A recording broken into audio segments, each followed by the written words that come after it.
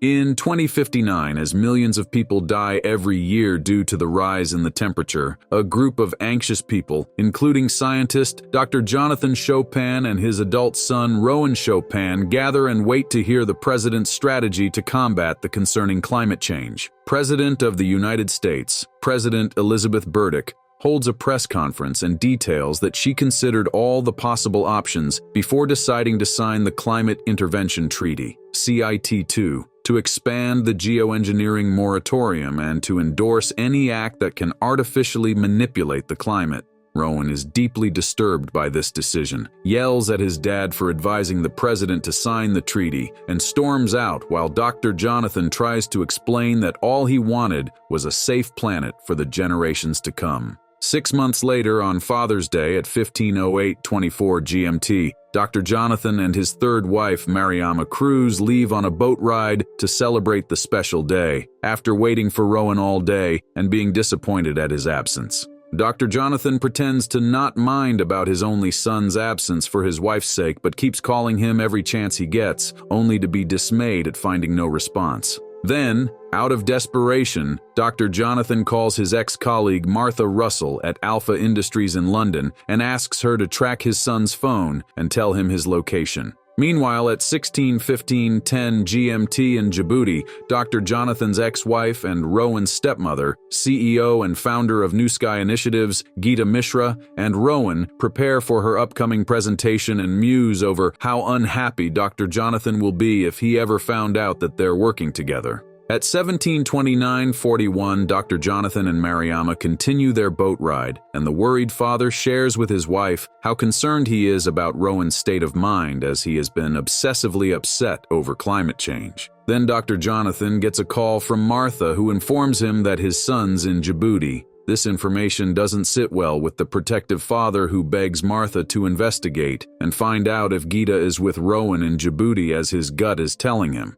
In Djibouti at 05:05:40 GMT, Geeta is presented to an admiring group of professionals by her advisor and colleague Hishram to present and celebrate the inaugural flight of the world's first unmanned, fully carbon-neutral cargo plane, which she has named the Rowan. Geeta steps forward to give a short and sweet speech as the attendees are awed, thinking about her humble beginnings as the daughter of a math teacher in Badlapur, India, and her transformation to a successful, innovative scientist on the brink of making history. Geeta then invites Rowan to join her and publicly thanks him for all the contributions he has made to her company, especially in the building of the plane's computer interface. Then Geeta surprises everyone by announcing that she will use herself as a guinea pig to lead the test flight on the cargo planes, filled to their maximum capacity of 250 tons, to show her confidence in her product. At 07:07:13 GMT, Dr. Jonathan is awakened from sleep by Martha, who informs him that she has successfully tracked Geeta and has determined that she is in fact with Rowan.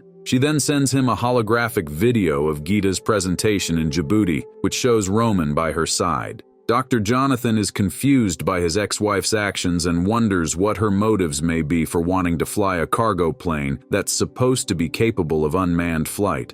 In Djibouti, Rowan helps Geeta set up and prepare for her flight as they discuss how to handle Jonathan's reaction when he finds out about their collaboration. Rowan leaves his stepmother's side to the control room after he tells her that at the time she releases the cargo, all the rest of the planes will join her in automatically doing so, just like they planned. At 09:02:42 GMT, the cargo planes take off, while everyone watches in anticipation and awe. To Hiram's discomfort, Rowan changes all the passwords in the control room in the name of security. He is then more dismayed to hear Rowan guide Geeta to unfamiliar coordinates, which he later learns is Badlapur. Geeta plays down his concerns and tells him that she is heading to her hometown, hoping to inspire the new generation of scientists to aim higher. Meanwhile, back in London, Dr. Jonathan can't fall asleep after Martha's phone call and rises early to go over the video from Djibouti over and over again, as the fact that Geeta is flying the cargo plane, which has the ability to fly automatically after filling it to capacity, just doesn't sit well with him and in fact reminds him of Rowan's 5th grade science project.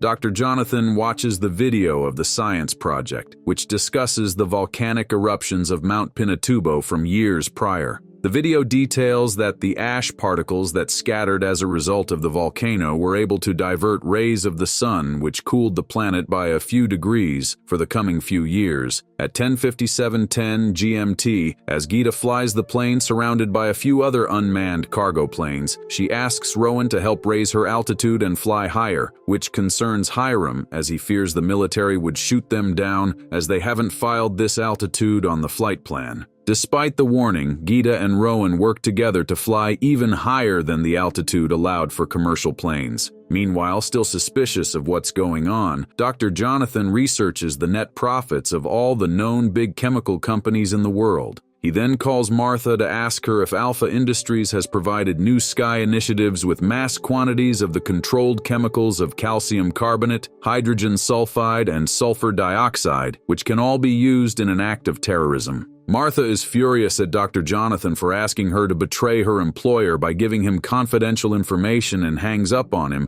warning him to never contact her again. In Djibouti, Hiram panikedly tells Gita that all the military units of different countries are sending them a warning for trespassing. Gita asks to speak to Rowan privately and warns him that since everyone would probably figure out their mission soon and call Dr. Jonathan, he should get away from there as soon as possible. At 12:09:16 GMT, Rowan walks out of the airstrip calmly saluting the unsuspecting staff. Then, Agent Sanchez from the FBI Counterterrorism Unit visits Dr. Jonathan at his house, at his request. At 13:14:55 GMT at the White House, President Elizabeth is contacted by a general from AFRICOM who informs her about the unauthorized flight over international waters. She then learns that Gita and her son are behind the flight and that Dr. Jonathan is making unimaginable claims about his ex-wife's motives. In his house, Dr. Jonathan explains to Agent Sanchez that he and Gita had endorsed geoengineering to lower the planet's climate years prior.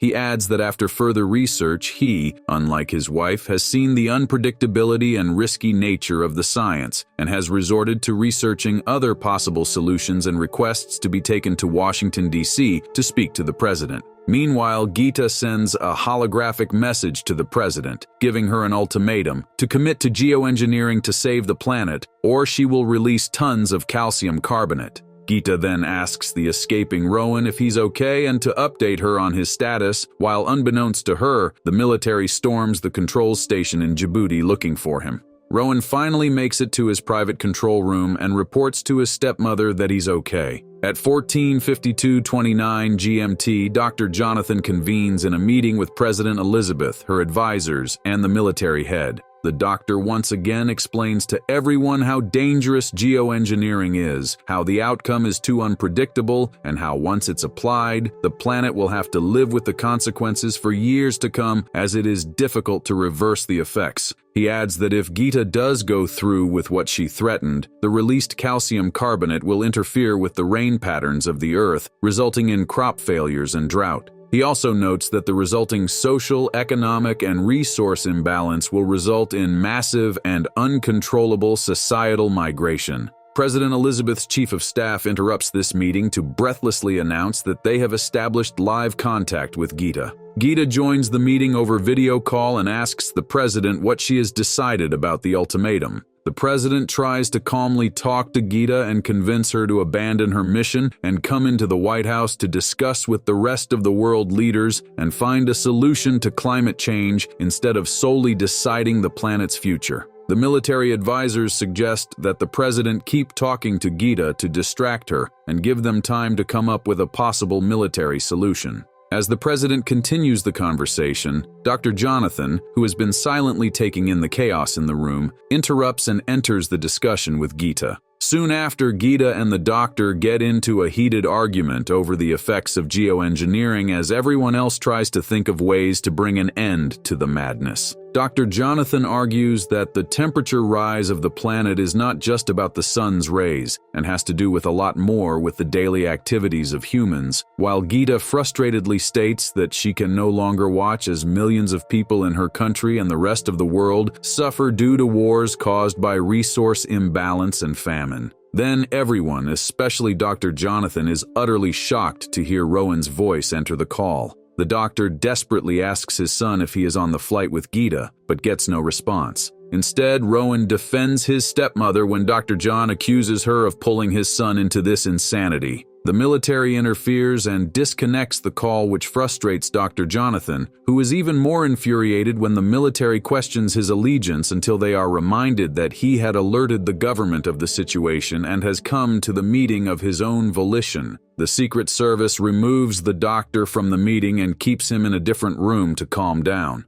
The rest of the advisors discuss with the president how to proceed. As the president surprises everyone by considering letting Geeta go through her calcium carbonate experiment, the meeting is interrupted by an important phone call. Meanwhile, at 15:16:47 GMT, having figured out the location of Rowan's call, soldiers storm Rowan's personal control room but are disappointed to only find a hologram of him. Elsewhere, Rowan sits disguised among an unassuming group of civilians in an internet cafe and continues his conversation with Geeta. Geeta notices that she's surrounded by the Air Force and becomes frightened. Rowan then proposes to help her safely land so that she can resort to solving the matter in a meeting with the president. However, Geeta refuses to and tells him to keep going even if they shoot her down. At 15:32 GMT in the White House, President Elizabeth takes the important call and speaks to Alpha Industries' CEO, Nicholas Bilton, and the two discuss how unfortunate it is that the G22 members don't share their positive view over geoengineering. Meanwhile, Dr. Jonathan does some calculations and realizes that something doesn't add up with Geeta's mission